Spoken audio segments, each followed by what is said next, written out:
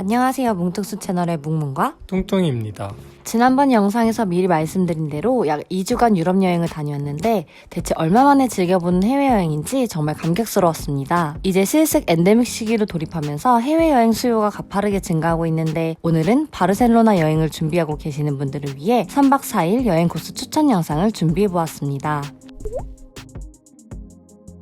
우선 이해를 돕기 위해 지도를 살펴보겠습니다. 바르셀로나 가장 중심지에는 카탈루냐 광장이 있고 동쪽에는 피카소 박물관이 있는 보른지구가 있는데 아기자기한 샵들이 많아 개성이 넘치고 구경하는 재미가 쏠쏠한 지역입니다. 그 아래에 있는 고딕지구는 바르셀로나 구시가지의 중심지이며 원형 그대로 보존된 13, 15세기 건축물들이 있어 역사, 정치적으로 중요한 의미를 지닌 대표적인 관광지입니다. 다음으로 고딕지구 서쪽을 살펴보면 유명한 람블라스 메인 거리에 위치해 현지인들의 생활식 습관을 살펴볼 수 있는 라 보케리아 시장과 각종 맛집들이 즐비한 엘 라발 지역이 있습니다. 그 외에도 수영하며 휴양하기 좋은 바르셀로네타 해변이 있고 마시무두띠, 자라, 망고와 같은 대중적인 브랜드부터 샤넬, 에르메스, 루이비통 등 온갖 명품샵이 줄지어 있는 파세오 데 그라시아 명품거리와 천재적인 건축가인 가우디가 지은 대표적인 작품 까사밀라, 까사바테요, 사그라다 파밀리아를 감상할 수 있는 엔산체 구역이 있습니다. 상세 설명에 앞서 저희가 경험하면서 어떻게 코스를 짜야 더 효율적인지 고민하였고 이를 바탕으로 업로드한 영상이오니 이 점 참고하여 각자 스타일에 맞게 조금씩 수정하시면 될 것 같습니다.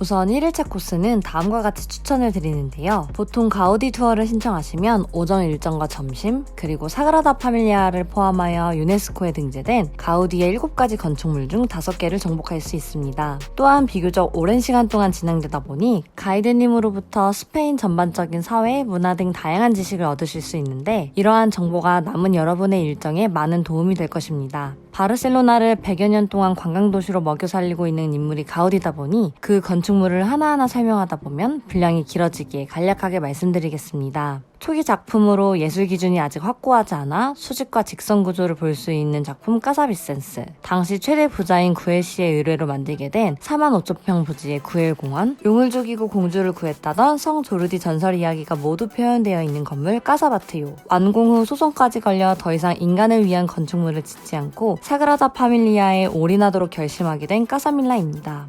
이렇게 오전 일정을 마치시면 점심시간이 다가올 텐데 추천하는 식당은 세르베세리아 카탈라나입니다. 스페인은 해가 길어서 하루에 밥을 5번 먹기에 타파스바라고 해서 간단하게 단일 메뉴를 즐길 수 있는 식당이 많습니다. 여기도 그중 하나인데 키조개도 비린내 없이 고소했고 문어도 야들야들하니 맛있었습니다. 이건 꿀대구라는데 어찌나 부드럽던지 살살 녹더라고요. 그 외에 푸아그라와 스테이크, 새우 오징어 꼬치, 후식까지 뚝딱했습니다.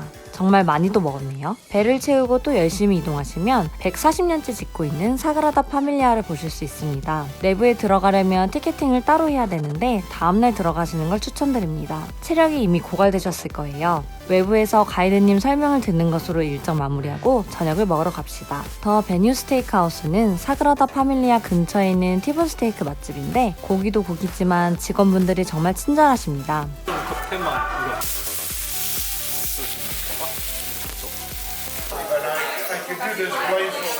첫날 일정을 마무리하며 짠! 둘째 날 코스는 다음과 같습니다. 사그라다 파밀리아 입장은 홈페이지에서 날짜와 시간을 정해 미리 예약을 하셔야 입장이 가능합니다. 단순히 내부 구경만 하는 건 26유로이며 타워까지 올라가는 건 36유로입니다. 다른 성당과는 다르게 어찌나 빛이 잘 들어오던지 가만히 서 있기만 해도 경건해지더라고요. 저희는 종탑까지 올라가 봤는데 이렇게 멋진 바르셀로나 모습을 한눈에 볼 수 있었습니다. 자, 이제 점심을 먹어야겠죠? 소개드릴 곳은 루이지라는 이탈리안 레스토랑입니다. 자리에 앉으면 올리브를 가져다 주시는데 임팩트가 강해서 음식을 다 먹을 때까지 여운이 남았습니다. 저희는 봉골레 파스타와 프로슈토 피자를 주문했는데 가격도 저렴하고 아주 만족스러웠습니다. 여행에는 맥주가 빠질 수 없죠? 짠!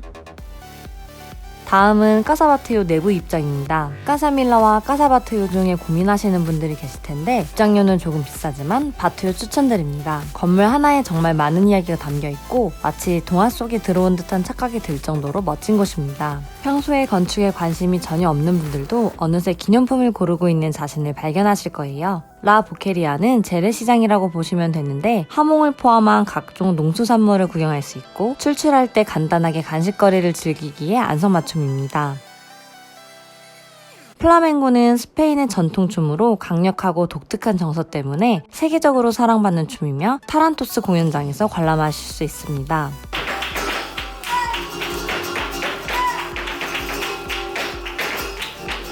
약 30분 정도 공연을 하는데 한순간도 눈을 떼지 못하고 넋놓고 바라봤습니다. 공연을 관람하신 후 저녁으로 추천드릴 식당은 바로 근처에 있는 비아나입니다. 아담한 사이즈의 깔끔하고 분위기 좋은 식당으로 QR코드로 손쉽게 메뉴를 선택할 수 있어 편리하고 무엇보다 음식 하나하나가 인상 깊었습니다. 슬슬 밥이 그리워질 무렵 시켰던 버섯 리조또, 미디엄 레어로 주문했던 스테이크, 한국에서 먹는 것과는 차원이 달랐던 하몽과 블랙 모히또, 어느 것 하나 흠잡을 것 없이 완벽한 식당이었습니다.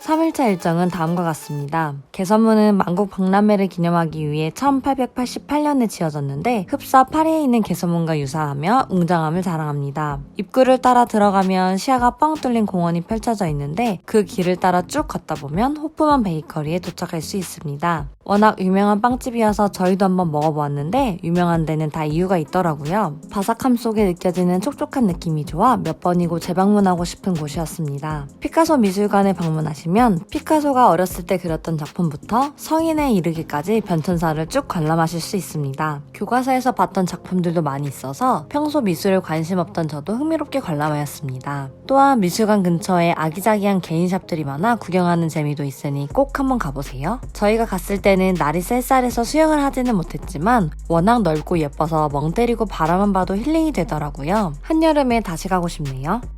3일차 일과의 마무리는 고딕지구로 정했는데 앞서 말씀드렸듯이 13, 15세기 건물들이 많이 남아있어 중세시대 정취를 물씬 느낄 수 있는 곳입니다. 돌아다니다 보면 여기저기 길거리 음식들도 많으니 레이알 광장에 가셔서 길거리 공연을 보면서 한적하게 드시는 것도 좋을 것 같습니다. 이번 저녁은 메뉴에 따라 두 곳을 말씀드리려고 합니다. 먼저 빠에야와 감바스를 드신다면 콜룸 레스토랑을, 오징어 튀김을 드신다면 보데 보케리아를 추천드립니다. 먼저 가게 이름만큼이나 인테리어도 콜럼버스를 연상케 하는 콜룸 레스토랑은 해물도 푸짐하고 바르셀로나에서 먹어본 빠에야 중 가장 맛있었습니다. 마요네즈는 조금 반칙인 것 같네요. 추가로 시켰던 감바스도 살이 탱글탱글한 게 정말 맛있었습니다. 하지만 오징어 튀김은 두텁고 뭔가 좀 아쉬웠는데요. 그래서 준비한 곳이 보데 보케리아입니다. 사실 여기 빠에야는 조금 짜고 양도 적어서 추천드리지 않는데 오징어 튀김만큼은 일품이었습니다. 튀김옷은 시스루처럼 얇은 데다 오징어 익힘 정도는 스테이크의 미디엄 레어 정도 되어 정말 부드럽고 고소했습니다. 어쨌거나 두 곳을 모두 말씀드렸으니 기호에 맞게 선택하시면 좋을 것 같습니다. 어느덧 마지막 일정이 되었네요. 시그라코르는 바르셀로나 근교에 위치한 성당으로 바르셀로나 중심지로부터 약 30-40분 정도 소요되는데 가는 길 풍경도 너무나 멋지고 도착 후 성당에서 바라보는 바르셀로나 전경이 장관인데요. 바다까지 보이는 탁 트인 시야가 제 마음도 정화시켜주는 기분이었습니다. 오늘의 마지막으로 추천드릴 점심은 마치나입니다. 이곳의 장점은 내가 먹고 싶은 파스타 종류에 원하는 소스와 토핑을 넣어 주문이 가능하다는 점이고요. 무엇보다 가격이 착합니다. 인테리어도 비교적 깔끔하네요. 주문이 들어오면 즉석에서 조리를 시작합니다. 면발도 탱탱하고 소스도 푸짐해서 간단하게 한 끼 때우기 좋은 것 같습니다. 이제 여행 막바지에 다다랐으니 쇼핑을 해야겠죠? 앞서 말씀드린 파세오 데 그라시아 거리에 가면 웬만한 의류 브랜드부터 온갖 명품샵까지 줄지어 있어 한 방에 끝낼 수 있습니다. 마지막으로 몬주익 분슈쇼는 저녁 타임에 방문하시면 관람하실 수 있으며 세계 3대 분슈쇼 중 하나이므로 시간 되시면 꼭 방문해보세요. 그리고 마지막으로 저희도 시간이 부족해서 못 가봤지만 조금 여유가 되신다면 근교에 있는 몬세라트 수도원에 가보시면 좋을 것 같습니다. 주변에서 워낙 강력 추천하셨고 가우디가 건축, 종교적으로 영감을 많이 받은 곳이라고 합니다. 저희가 오늘 준비한 영상은 여기까지고요. 도움이 되셨다면 좋아요, 구독 부탁드립니다. 다음에 만나요.